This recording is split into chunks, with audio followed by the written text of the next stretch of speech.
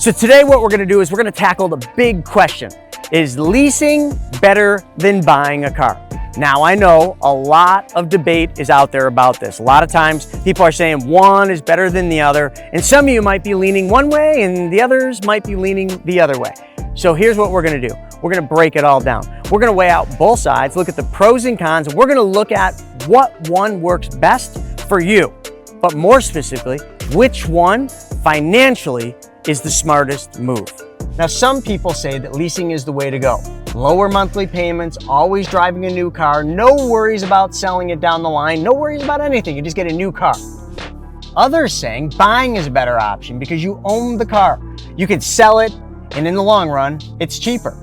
Yeah, it is. It's cheaper, and we're gonna run the math. But does buying always win, or is leasing secretly a better deal? Let's break it all down and run the math behind it.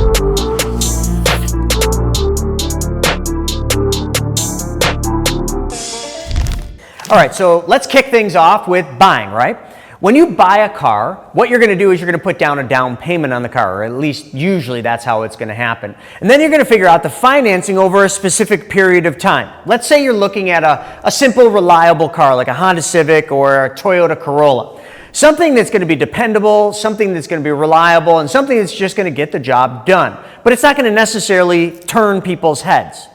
So let's just say the car costs $17,700. You're gonna put down $2,000 and you're gonna finance the rest. Now, let's live in a fake world, but let's just pretend we're going there, where you can get 4.22% interest rate.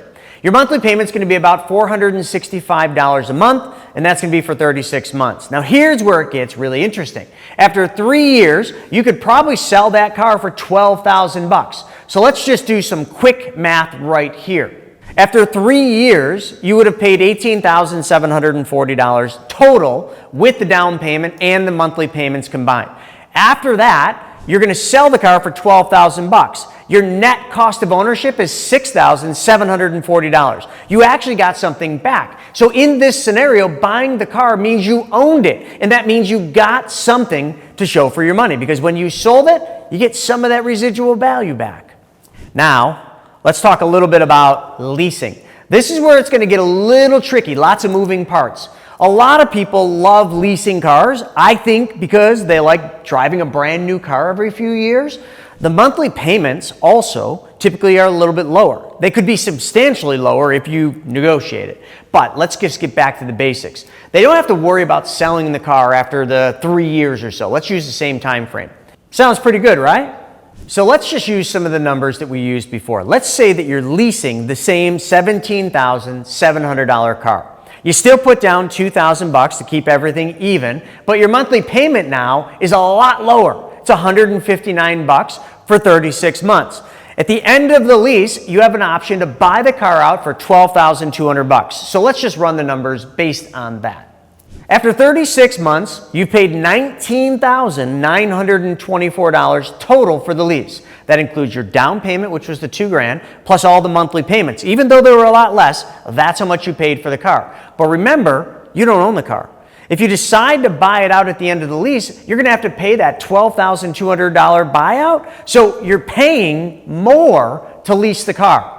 And at the end of it, well, you're stuck with nothing unless you decide to buy it out. And when you decide to buy it out, well, it's that set price. You might even be able to buy a car, the same car, for a lower price somewhere else. Now here's the thing, leasing isn't all that bad. If you're someone who likes to get a new car every couple of years, well then, leasing probably makes sense for you. And you're not going to be worried about maintaining the car or doing any repairs. You're just always going to be driving a shiny, brand new car, and you don't have to think about selling it after the time's up. You don't have to worry about repairing it or maintaining it. It's just a lease. It's convenient. But here's the catch. You're paying for nothing. That's right. You're paying for nothing in the long run. At the end of the lease, you hand the car back in. You walk away with absolutely nothing. No equity, no ownership. It's like renting a place like that you live in. It's like renting an apartment. When you leave, you get nothing in return. Now that might be okay with you, but for me, that isn't. When you buy something, you've got something of value. When you're done, you could sell it. And let's not forget, you've got limits with leasing. You got mileage restrictions. Some leases only allow you to drive a certain number of leases before they start charging you extra. I know I used to lease, and I always went over, and they would ding me like 15, 20, or maybe 25 cents a mile. That adds up quick. That shit ain't fun. And if you take it on a road trip, forget it. So let's just summarize all the math, because that's all this is a mathematical equation. When you're buying, you pay a total of $18,740 for the car over the 3 years that you own it. If you were to sell it for, let's just say, $12,000, your net cost was $6,740. That's your cost of ownership. Forget about the taxes and all that stuff. Leasing, you paid $19,924, and at the end of the lease, you walked away. For good, bad, or indifferent. Nothing. You get nothing unless you buy the car out. So mathematically, buying is just a smarter financial move. By the math. If you're thinking long-term, that is. It's not about the shiny new car every few years. It's about building equity. It's about getting something back. That's the bonus here. Now I know what you're probably thinking. You're like, Chris, I like the idea of having a new car every 2 to 3 years. Now, I'm going to say what I really want to say, but let's just go with this. First, that's totally fair. If you are somebody who just likes to switch things up and you're cool with paying a little bit more for the convenience, leasing might work for you. And hey, you know what? You can write the lease payments off if you're using it for business. But let's get into the real meat and potatoes of what I'm trying to get you to understand. If you're someone who plans to keep the car for a while, if you're really planning on taking care of it, buying is going to save you a lot more money in the long run. Because after 3 years, you own the car. You can sell the car. It has equity in it. And then you can upgrade. You can even trade it in on a new car. But listen, if you take care of the car, you're in a lot better place financially. Now, let me just give you my 2 cents. It doesn't matter whether you lease or you buy. You already know buying is going to mathematically pencil better than leasing is. But here's what I find when I'm talking to people. People are always like, they lease because their CPA said that they can write the payments off. So if you're using the car for business, number one, it's less maintenance, you get new cars, we already know all that stuff, and now you can write the payments off. But over when you own the car, I don't know why your CPA isn't talking to you about all the different depreciations you can do. If the vehicle is over 6,000 pounds, like a lot of the SUVs or the trucks, right now, 2025, you could get 100% bonus depreciation on that vehicle. If you're using it for business, consult with your CPA or tax preparer to learn how to do this the right way. But that could be a huge benefit. Already, buying was mathematically better, but now if you get all those tax benefits up front, that's way better than just being able to write the payments off, regardless of the fact that you want a new car every couple of years. Heck, in that scenario, use it for business, sell the vehicle every 2 to 3 years, get yourself a new one, and as long as the tax law stays the same as it is, keep taking the bonus depreciation. That might be a really wise decision for you. But I think there's even a better option. Let's talk about that now. Here's the real power to ownership, and this is where I'm going to really drop a little wisdom on you about the infinite banking concept. You see, the truth is this. Buying and owning an asset, that's key.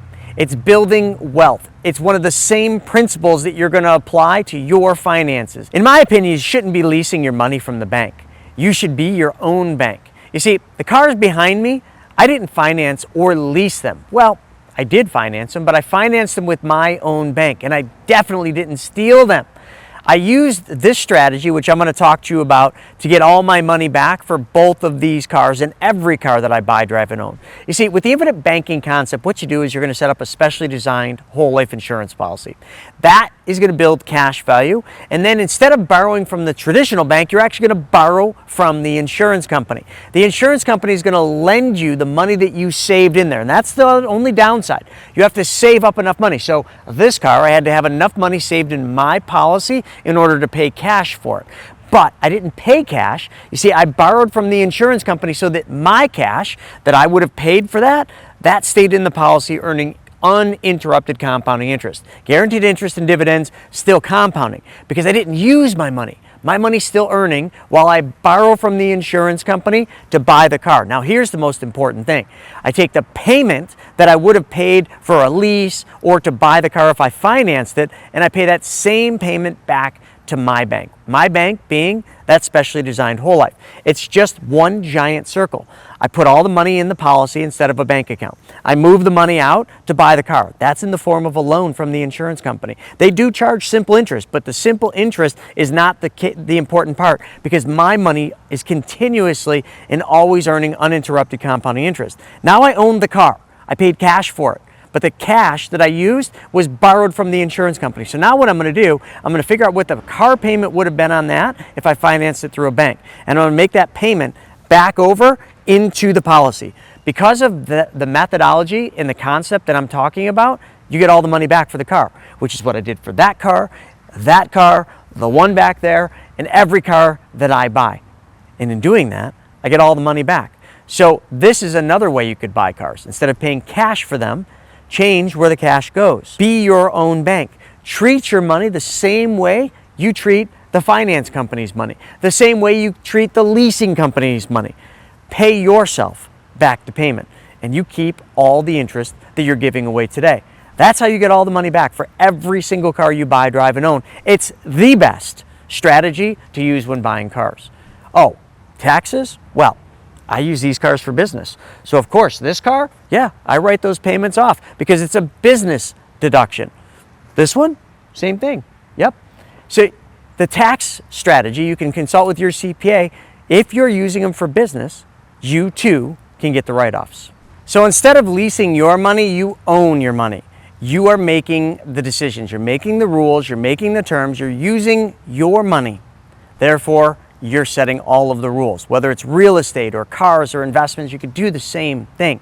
So here is my final thought. When it comes to leasing versus buying, the ownership is always going to be smarter when it comes to the financial aspects. So if you want to get ahead financially, actually owning your car, owning anything, is always going to be the way to go. And if you want to take your ownership to the next level, start owning your money too. And that is exactly what the infinite banking concept allows you to do. Take back the banking functions in your life. Hey, if you liked this video, check this video out right here. So I'm going to show you exactly how to become your own bank, how to finance your purchases, and how to build wealth the smart way. Trust me, you don't want to miss this.